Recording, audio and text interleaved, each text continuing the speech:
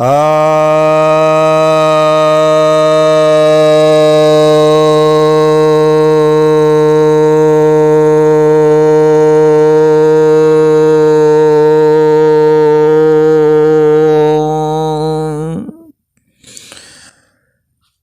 भक्तजनों को सप्रेम नमन।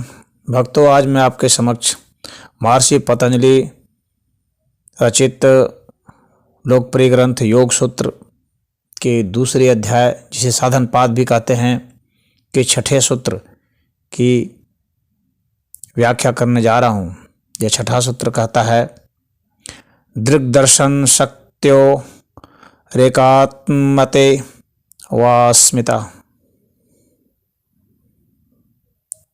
इसका अर्थ है दृक् शक्ति और दर्शन शक्ति का एक स्वरूप जैसा भान होना अस्मिता।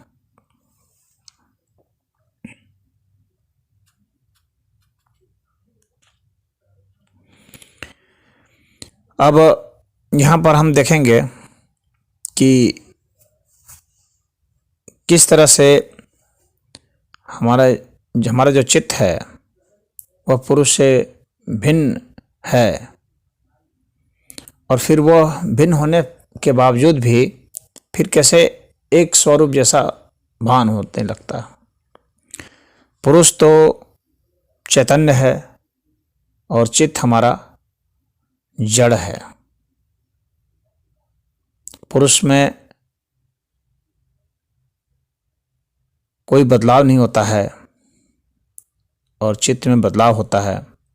पुरुष दृष्टा है और चित्त तो वो दिखाने वाला एक कारण है।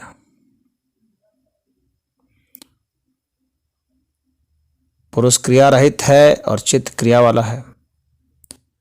पुरुष केवल है और चित्त त्रिगुणमयी है। त्रिगुण माने 3 गुण है इसमें, सतरजतम। पुरुष अपरिणामी है और चित्त जो है परिणामशील है। पुरुष एक तरह से स्वामी है और चित्त जो है उसकी मलकियत है। हालांकि जो चित्त है वह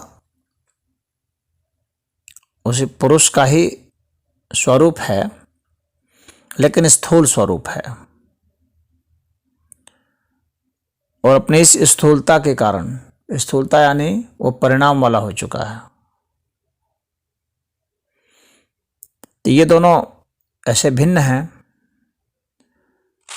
परंतु अविद्या के कारण दोनों में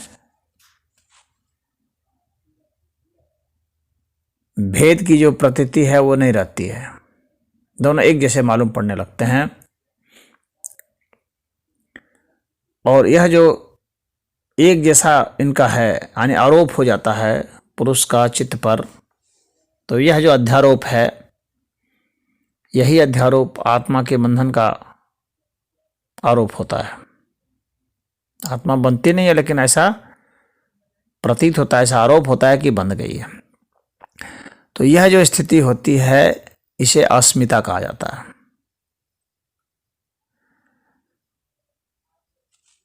तो पुरुष से प्रतिबिंबित अथवा प्रकाशित चित्त जो है उसकी संज्ञा है अस्मिता।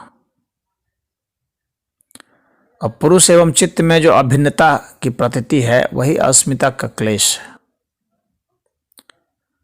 और पुरुष और चित्त में जो भेद ज्ञान है कि यह पुरुष है और यह चित्त है, यह विवेक ख्याति है।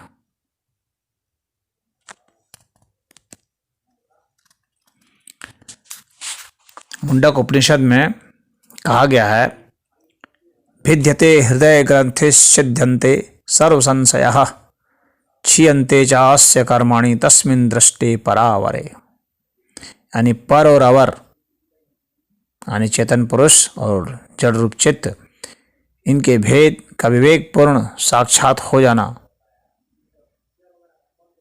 हृदय ग्रंथि का भेदन हो जाना है। हृदय ग्रंथि इसी को कहते हैं।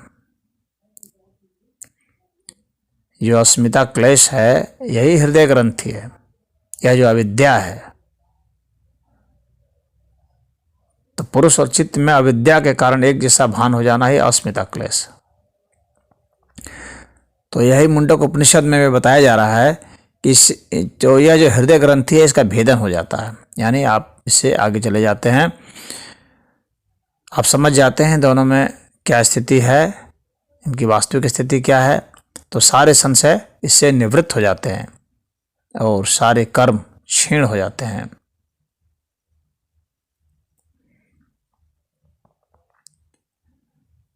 तो यह जो पुरुष जो है, जो असंग है, उसका यहाँ पर संग जैसा व्यवहार चित्त के साथ, ये उस पर एक तरह से आरोप है।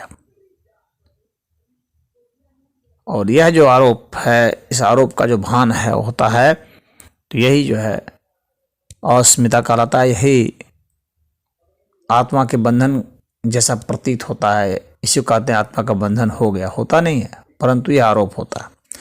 तो इसका यही सूत्र का अर्थ हुआ। अब आगे सूत्र में हम लोग देखेंगे कि पतंजलि जी क्या कहते हैं। ओम हरि।